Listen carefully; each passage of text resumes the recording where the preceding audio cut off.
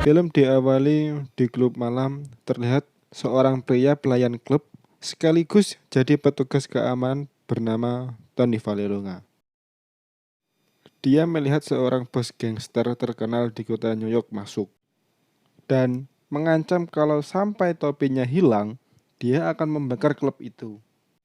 Mendengar ancaman itu, Tony malah mempunyai niat jahat, yang mana Tony malah menyeguk penjaga barang dan mengambil topi itu. That old black magic that to you was icy fingers up and down, old tingle. Dan benar saja, ketika bos gangster itu mau keluar dan meminta topinya, penjaga barang mengatakan bahwa topinya telah hilang. Seketika itu, bos gangster marah dan mengancam kalau topinya sampai besok tidak ditemukan, dia akan membakar klub itu. You tell Julie Podell, bastard, I don't get my hat. Mendengar ancaman tersebut, pemilik klub pun menutup sementara klubnya hingga masalahnya selesai.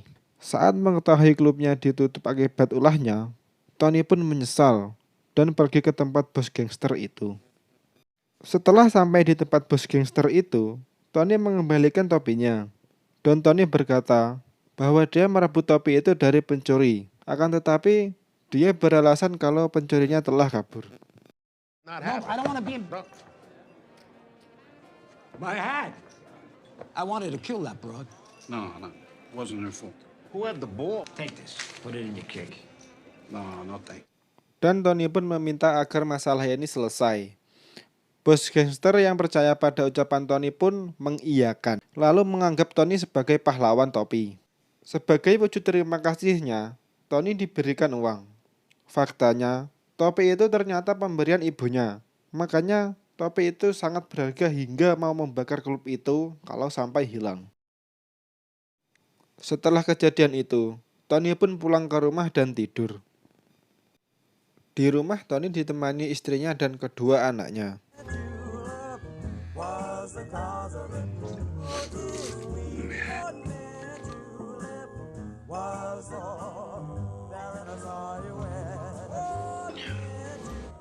Setelah bangun tidur, Tony melihat istrinya sedang membuatkan minum dua orang kulit hitam yang sedang memperbaiki kran air rumahnya. Setelah kedua orang itu pergi, Tony langsung membuang gelas air minumnya karena merasa jijik. Dari melihat cara memegang gelas itu, kita sudah tahu kalau pada zaman itu masih sangat terjadi rasisme pada orang kulit hitam. Berbeda dengan istrinya Tony, yang menganggap kalau semua manusia itu sama, tidak ada yang beda. Itu ditunjukkan bahwa dia mengambil gelas yang dibuang oleh Tony, lalu dicuci. Setelah kejadian semalam, akibat ulah Tony pun resmi menjadi pengangguran. Seperti saya. Tak lama, Tony ditelepon temannya yang mengabarkan ada loker. Jadi seorang supir sekaligus asisten pribadi. Tony pun langsung meminta alamat tersebut. Dan wawancara dilakukan besok hari. Keesokannya, Tony tiba di tempat wawancaranya. Akan tetapi, Tony terlihat bingung. Karena yang mewawancarainya ternyata orang kulit hitam. Yang bernama Don Shirley, atau dipanggil Doc. Kita panggil Doc saja. Tony pun terlihat bingung melihat Doc karena semua fasilitas di rumahnya beserta pakaiannya itu biasanya dipakai oleh orang berkulit putih. Setelah itu, Doc mengatakan bahwa dia membutuhkan sopir sekaligus asisten pribadinya karena dia akan melakukan tur keliling Amerika selama 2 bulan. Dan dia akan membayarnya $100 per minggu. Alasan dia butuh seorang asisten pribadi adalah karena dia pianis terkenal yang membutuhkan seseorang yang bisa mengatur jadwal turnya. Namun, si Tony menolaknya, karena dia nggak sudi harus jadi asisten pribadinya. Karena Tony termasuk orang yang rasis terhadap orang kulit hitam. Namun, Owang berkata lain. Doc pun menaikkan gajinya jadi $125 per minggu. Tony pun langsung mengiyakan tawaran tersebut. Okay, here's the deal. So if you want me, it's $1.25 a week. Hari tur pun tiba. Pihak manajemen Doc pun memberikan kunci mobil dan buku yang berjudul Green Book. Buku itu menunjukkan arah jalan dan hotel yang menerima orang kulit hitam. Oh, you're gonna need that. Oh, yeah. Yeah. Di dalam mobil, Tony pun dibuat kesal karena Doc terus melarang-larang Tony. Karena hal tersebutlah Tony jadi tambah kesal dengan orang berkulit hitam. 10 and 2 on the wheel, please. What? I can't breathe back. Malamnya, Tony dan Doc sampai di kota. Itu dia, baca sendiri. Saya susah bacanya. Untuk turnya yang pertama, Doc dan 2 orang pengiring musiknya tampil di hadapan orang-orang kulit putih. Tony pun kagum melihat penampilan dari Doc. Dan kejadian itu pun membuat Tony mulai sedikit demi sedikit merubah pikirannya bahwa orang kulit hitam itu sama. Please welcome the Don Shirley Trio.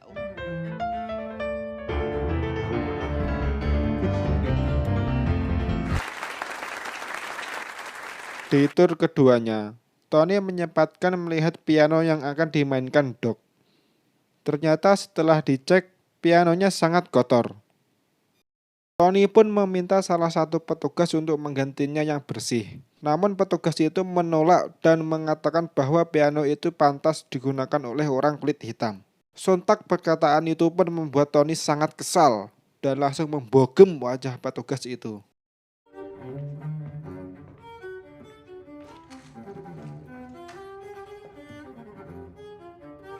Excuse me, sir. Does it really matter? Yeah. What'd you say?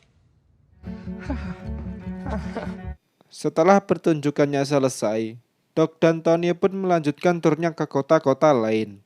Di dalam mobil, Doc dan Tony mulai akrab dan saling berbincang. I have a brother somewhere. Took quite the toll on my marriage as well. Keesokan harinya, mereka tiba di tur berikutnya dan disambut baik oleh penonton kulit putih, tidak seperti tur-turnya sebelumnya. Don Shirley. I'd like you all to meet Don. If you gentlemen don't mind, we're going to steal Donnie away for some. Setelah penampilan pertamanya, Doc meminta istirahat. Dan ketika ingin ke kamar mandi, panitianya pun melarang dan menunjukkan toilet khusus orang hitam. Doc pun merasa terhina dan memilih kembali ke penginapan untuk buang air.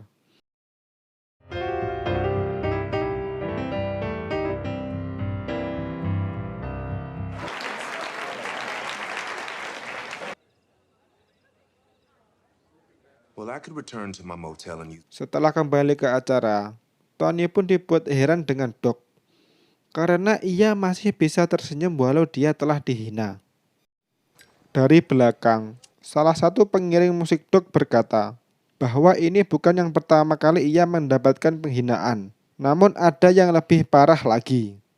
Bisa dibilang kalau Doc ini sudah terlatih untuk menahan penghinaan.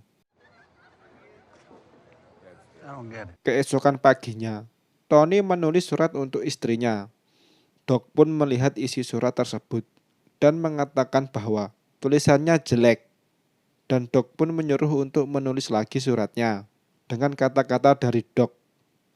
Setelah surat itu terkirim ke istrinya pun tersentuh membaca surat dari Tony. Something like I have ever done. Nothing matters to me. Keesokannya, Tony dan Doc sampai ke kota selanjutnya. Waktu mau masuk ke dalam hotel, Tony tidak sengaja bertemu dengan teman lamanya. Kedua teman Tony pun bingung. Kenapa Tony mau bekerja dengan orang kulit hitam? Dan mengira kalau Tony sedang susah dan membutuhkan uang. Salah satu temannya menawarinya pekerjaan dengan gaji yang lebih tinggi dan mengajak Tony minum-minum nanti malam. Questo non è il posto adatto per parlare. Who's Solomon and John? Sto lavorando per lui. Pas keluar kamar, di situ sudah ada Doc yang mengira Tony akan pergi dan menerima tawaran pekerjaan di temannya. Doc pun langsung menaikkan gaji Tony supaya tetap bisa menjadi asisten pribadinya selama tur. Namun Tony menjelaskan bahwa dia cuma mau minum-minum bersama teman lamanya dan tidak akan menerima pekerjaan itu.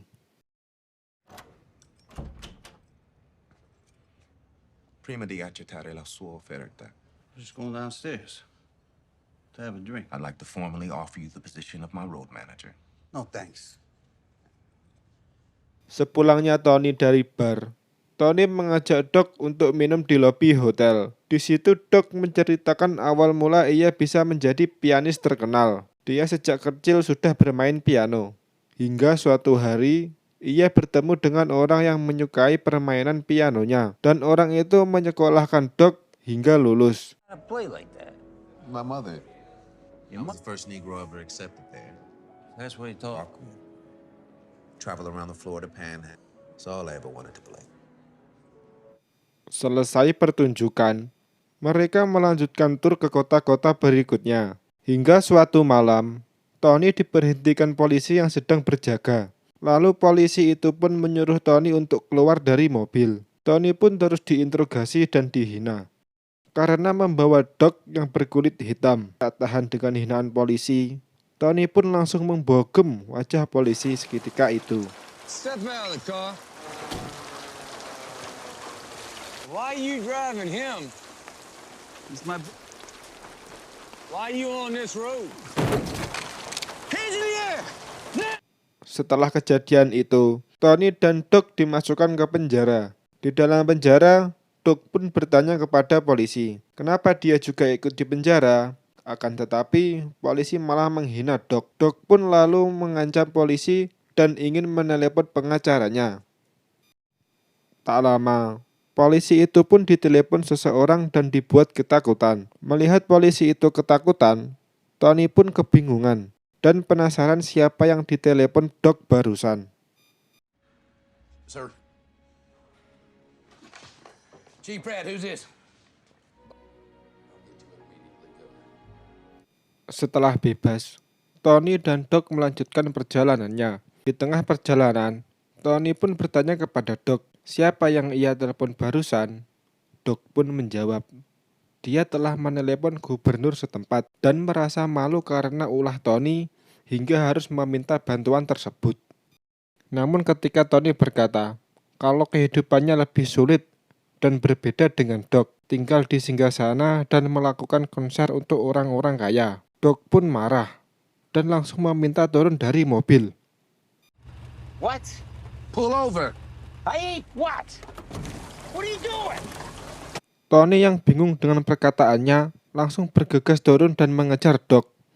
Doc pun berkata, So if I'm not black enough, and if I'm not white enough, because that is their true culture. And I...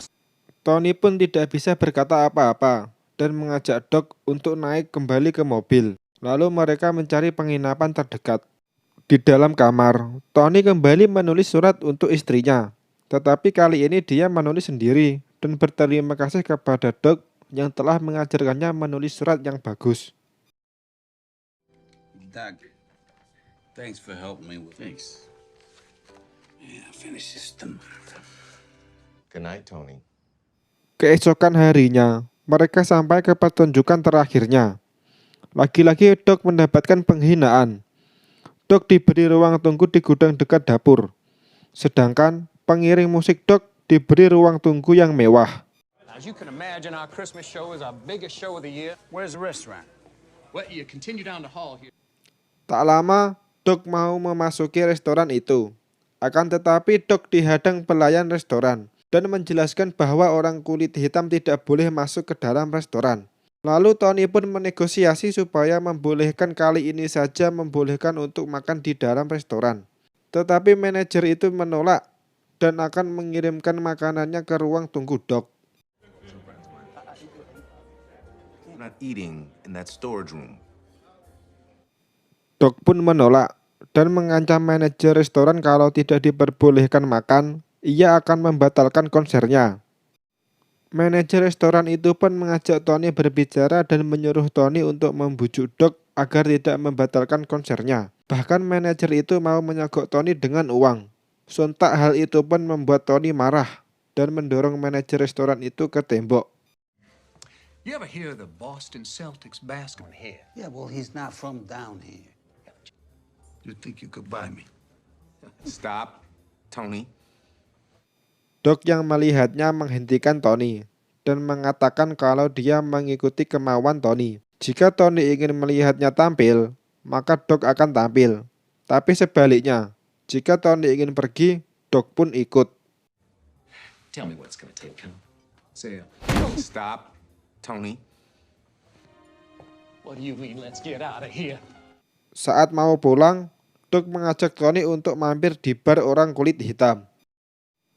Dan pelayan bar itu bertanya kepada mereka, mengapa kalau cuma mau makan di bar kecil ini berpakaian rapi? Tony pun menjelaskan bahwa sebenarnya Doc adalah pianis terkenal. Doc pun menunjukkan keahliannya. Tak disangka, pengunjung bar itu suka dengan permainan piano Doc. Dan Doc baru pertama kali ini merasakan senyum bahagia tanpa merasakan pura-pura bahagia.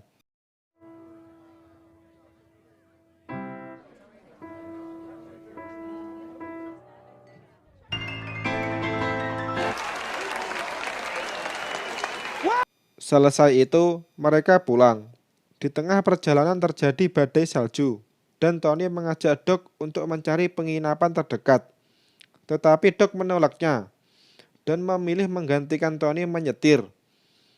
Setelah sampai New York, Doc membangunkan Tony, karena sudah sampai di rumah Tony. Tak lupa, Tony pun mengajak Doc untuk merayakan Natal bersama keluarga Tony.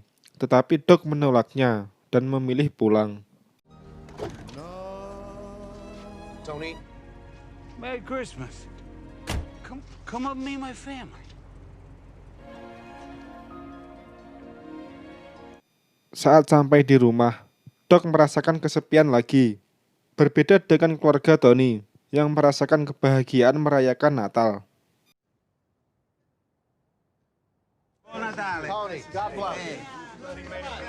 Tak lama, seseorang mengetuk pintu. Ternyata itu teman Tony datang untuk merayakan Natal bersama Tony. Saat Tony mau menutup pintu, di situ sudah ada Doc yang berdiri di depan pintu dan mempersilahkan masuk ke dalam. Tak disangka, keluarga Tony juga menerima keberadaan Doc. Istri Tony juga berterima kasih sudah merubah Tony dan mengajarinya mengirim surat. Thank you for sharing your. Come on. Welcome. Bon Natale. Thank you for helping him with the lettuce.